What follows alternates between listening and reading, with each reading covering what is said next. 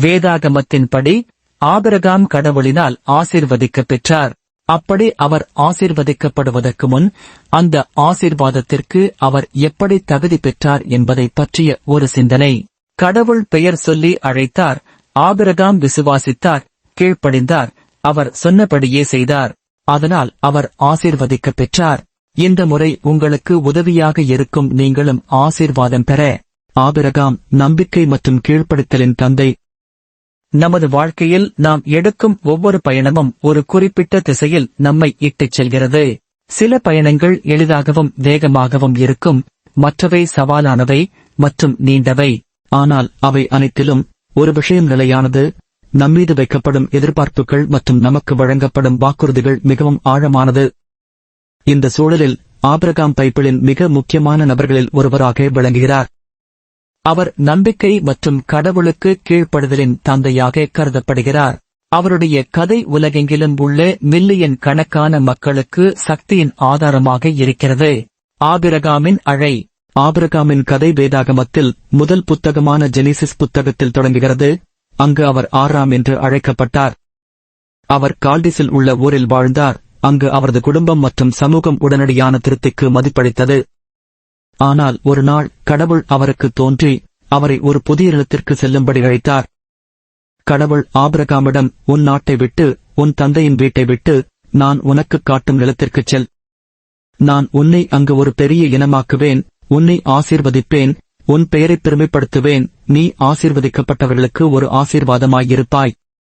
ஆதியாக்கம் 12:1-3. இந்த அழைப்பு ஆபிரகாமுக்கு மிகவும் கடினமானது.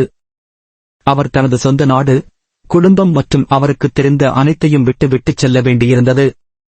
ஆனால் அவர் தனது நம்பிக்கை, விசுவாசம் மற்றும் கடவுளுக்கு கீழ்ப்படுதல் என்பவற்றை கடைபிடித்தார். வாக்குறுதி மற்றும் சோதனை. ஆபிரகாம் கானான் நிலத்திற்கு வந்தவுடன் கடவுள் அவருக்கு ஒரு வாக்குறுதியை அளித்தார். அவர் ஒரு பெரிய நாட்டை உருவாக்குவார், மேலும் அவரது வம்சாவளி உலகின் அனைத்து நாடுகளுக்கும் ஒரு ஆசீர்வாதமாக இருக்கும். ஆனால் ஆபிரகாமுக்கு மகனே இல்லை. அவர் மற்றும் அவரது மனைவி சாரா மிகவும் வயதானவர்கள், மேலும் அவர்கள் குழந்தை பெற இயலாதவர்கள். இந்த சூழல் மத்தியில் கடவுள் ஆபிரகாமிடம், வானத்தில் உள்ள நட்சத்திரங்களை எண்ணிப்பார், உன்னால் அவற்றை எண்ண முடிந்தால் உன் வம்சாவளி அந்த நட்சத்திரங்களைப் போல பெருகும் என்றார். ஆதியாக்கம் 15:5. ஆபிரகாமின் நம்பிக்கை சோதிக்கப்பட்டது.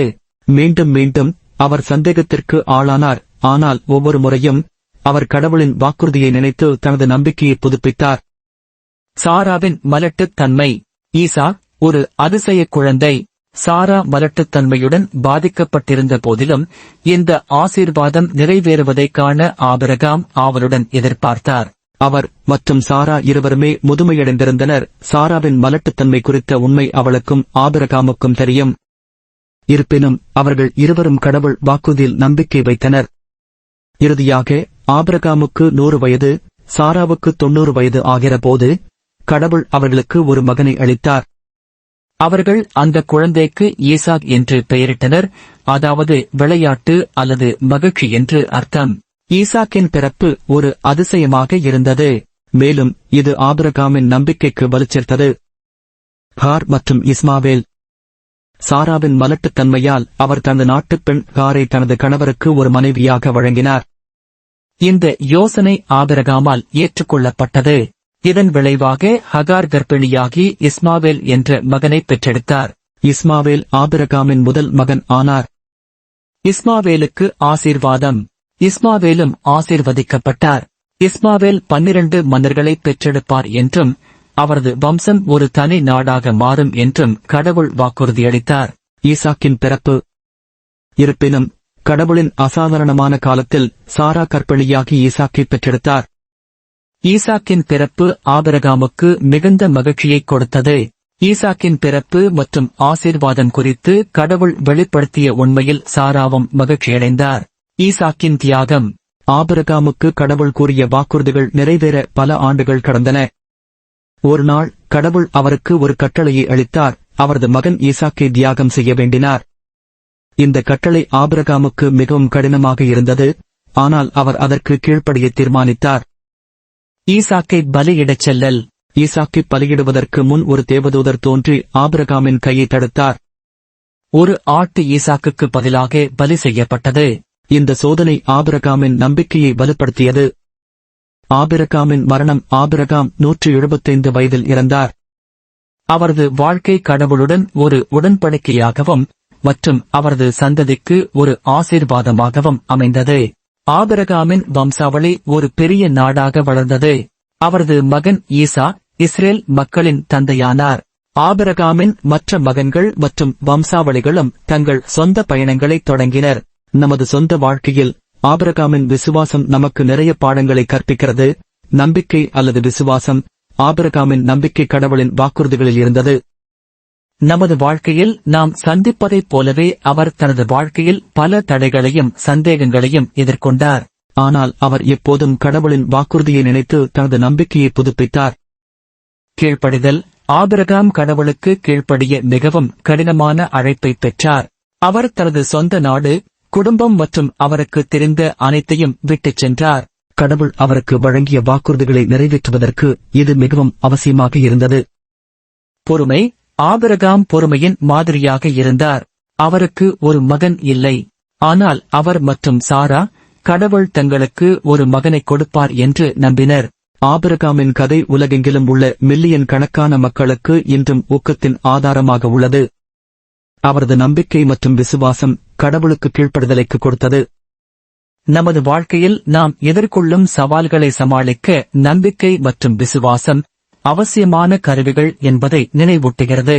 ஆபிரகாமின் பயணம் ஒரு தனிநபரின் வாழ்க்கையாக கடவுளின் திட்டத்தில் எவ்வாறு பயன்படுத்தப்படுகிறது என்பதற்கு ஒரு சிறந்த உதாரணமாகும். அவரது நம்பிக்கை, கீழ்ப்படிதல் மற்றும் பொறுமை ஆகியவை நமது சொந்த வாழ்க்கையில் நாம் பின்பற்றக்கூடிய சிறந்த மாதிரியாக விளங்குகின்றது. இதன் மூலம் ஆபிரகாமின் கதை நமக்கு உத்வேகம் மற்றும் வழிகாட்டுதலை அளிக்கிறது. அதனால் நாம் நமது சொந்த வாழ்க்கையில் கடவுளின் திட்டத்தை நிறைவேற்ற முடியும். ஆபிரகாம் போலவே நாமும் கடவுளின் வாக்குறுதிகளை நம்பி அவருக்கு கீழ்ப்படிய முடியும்.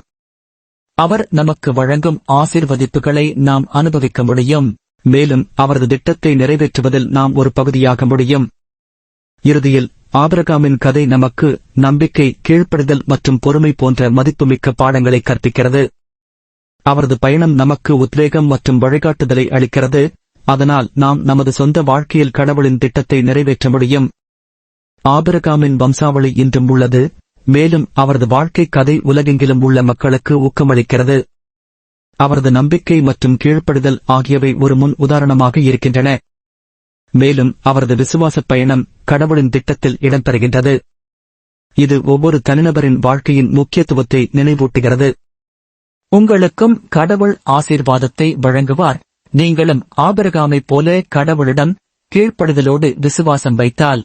இந்தச் செய்தி உங்களுக்கு பிடித்திருந்தால் இந்த சேனலை சப்ஸ்கிரைப் செய்யுங்கள். அத்தோடு லைக் பண்ணுங்கள். உங்களுக்கு வேண்டியவர்களோடு இந்த செய்தியை ஷேர் செய்யுங்கள். இதை கேட்கின்றவர்களுக்கும் இதன் மூலம் நன்மை கிடைக்கட்டும். நன்றி.